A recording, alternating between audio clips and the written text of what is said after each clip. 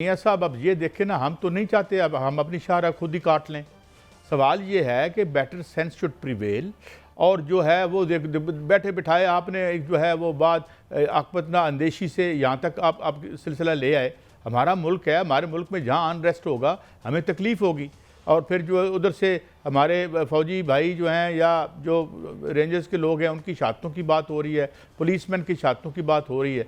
तो मियाँ साहब आप अपने घर में आग देखें, आग लगा के तो हम आग बुझा नहीं सकते। मेरी नाचीज़ सी राय है कि आई थिंक कि हमें से और ये सेंसिटिव भी बड़ा है, इस हवाले से बड़ा सेंसिटिव है कि देखें ना, वो उधर उन्होंने डकरा रहे हैं और वो अजीब अजीब इंडियन चैनल पे जो है ड्रामा लगा हुआ है, उनको तो एक यानी बहाना चाहिए होता है। तो मेरे ख्याल में I still would say that एक बेटर सेंस प्रिवेल करनी चाहिए, और इन्हें अपने साथ जो उसमें मुलविस पाए जाते हैं किसी जुर्म में। देखिए कैसा पता बात क्या है, गोदी मीडिया जो है वो तो बकवास कर रहा है, गोदी मीडिया तो चीख रहा है, गोदी मीडिया तो बकवास कर रहा है।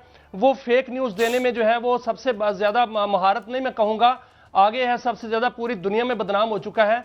वो तो बकवास करेगा, उनको मौका दे रहे हैं ना, वो बलवाई मौका दे रहे हैं। असल में इसका कोई सियासी हल अब नहीं है, सियासी हल पहले था और निकालने की कोशिश की गई। आपने देखा कि पिछली दफा जो इन्होंने ये ड्रामा रचाने की कोशिश की थी, उस वक्त यहां पर पूरी पार्लिमानी कमेटी बनी, उनके मुतालबात सुने गए, मुतालबात माने गए, वहां पर बैठ के मुआहदा हुआ और उस पर जो है वो कहा गया कि इसकी कानून साजी बाकायदा जो है वो पार्लियामेंट करेगी। अब भी यही कहा गया है कि नई पार्लियामेंट आएगी। अच्छा मियां साहब ठीक है, मैं आगे इलेक्शन हो रहे हैं अगले महीने में, तो उस महीने में इलेक्शन जो है वो लड़ लेना, इलेक्शन में हिस्सा लेते ना। सर देखें, अगर ये मकबूल तरीन है पूरी कश्मीर में इनकी फॉलोइंग है, को तो छोड़े ना, ये जो आपके सेंटर में बैठे हुए हैं, फॉलोइंग नहीं है सर, वहां पर सिर्फ अनरेस्ट पैदा करनी है। हम तो वहां पर सिर्फ जो किसी जराइम पेशा के माउथपीस नहीं है। पैसे जो है वो अरे सुने, मैंने आगे बढ़ना जो है वो दिखाना है कि हमने आपके लिए काम कर रहे हैं। मियां साहब देखे ना, हम किसी जराइम पेशा के माउथपीस नहीं है। इलेक्शन का क्या करें हम, ये देख लिया हमने, जो इलेक्शन इधर सेंटर में हुआ, पंजाब में हुआ, पाकिस्तान में हुआ, तो इलेक्शन वाला तो अब जो वो है वो डी रामा ही था ना हमारे, वो क्या नाम है, अनवारुल हक काकड़ साहब, तारीख उन्हें सुनहरी लफ्ज़ों में उनका नाम लिखेगी। हजूर मैं आगे बढ़ता हूँ, KPK अपना बजट पास करा पाएगी, और क्या कोई ऐसी बगावत जिसका हमने सुना था वो वाकई मटीरियलाइज हो रही है मियां साहब? देखें कायद साहब, कहा जाता था कि जो KPK है वहाँ से जो इस वक्त उनको मैंडेट मिला है वो इतना अनमेट और इतना नाकाबिल तस्खीर है कि वो उसमें से कोई रखना नहीं है। लेकिन जब पॉलिसियाँ उनकी अपनी होंगी और CM साहब जो हैं वो इश्क़ इमरान में इस्लामाबाद और रावलपिंडी में ही रहेंगे और KPK में नहीं जाएंगे, तो लोग नाराज़ होंगे।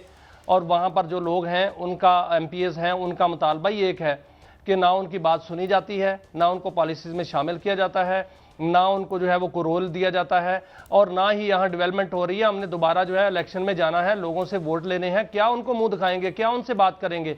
तो 44 लोग जो हैं वो नाराज़, जो पहले बातें हो रही थी अब वो बाकायदा तौर पर सामने आकर टेलीविज़न की स्क्रीन पर जो है वो कहना शुरू उन्होंने कर दिया है कि 44 लोग नाराज़ हैं। अगर 44 मेंबरान जो हैं वो सामने आकर ये बात कर रहे हैं, ये बात फिक्र आ रही है, तो इसका मतलब है कि 44 नहीं, इससे ज़्यादा हैं। और बजट जो है वो पास कराना है, उसमें अक्सरियत तो चाहिए होती है। और जो इन्होंने जो 44 बजट आ रहा है 12 को, बाकायदा तौर पर इजलास 12 को बजट आ रहा है, और मजीद भी उनके इजलास होने हैं, और ये खतरा है इस हुकूमत को।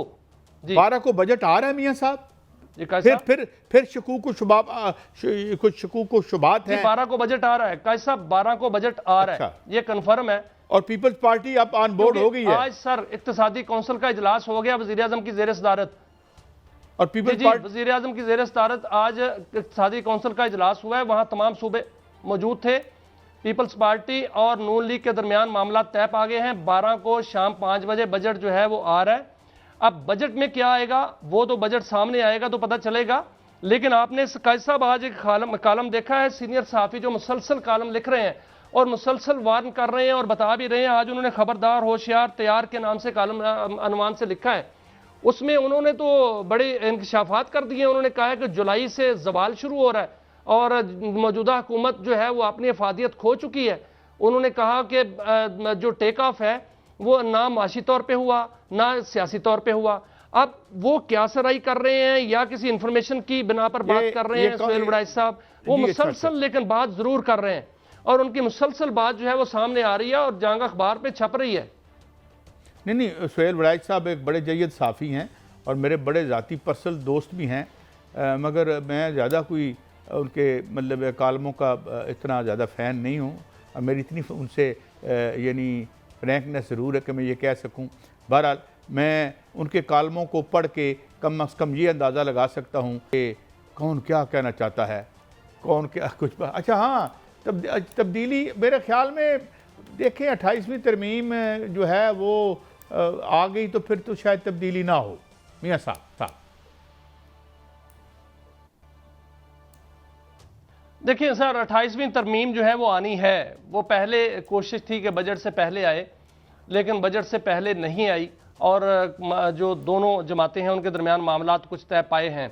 लेकिन चूंकि 28वीं तरमीम आके रहनी है, 28वीं तरमीम आएगी तो मुल्क आगे बढ़ेगा, क्योंकि इसमें सरमायाकारी आनी है। सरमायाकारी के लिए जो रुकावटें हैं वो दूर की जाना ज़रूरी है, ये हुकूमत समझती है।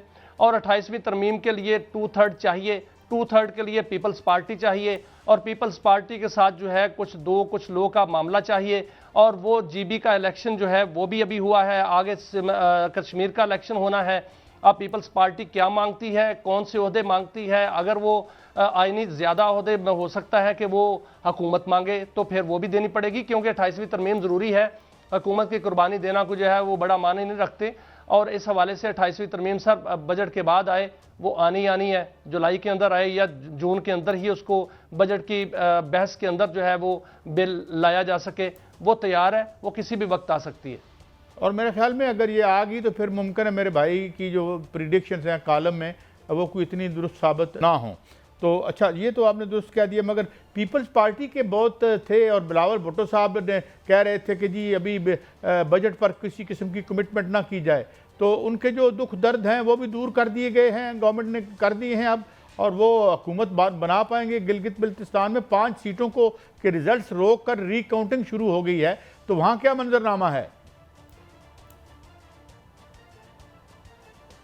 देखिए सर, कल जो इलेक्शन कमिश्नर ने वहाँ पर प्रेस कॉन्फ्रेंस की थी, उन्होंने बाकायदा कहा था कि उनको जो इलेक्शन 5 हलके हैं उन पर रीपोलिंग होगी या रिकाउंटिंग होगी।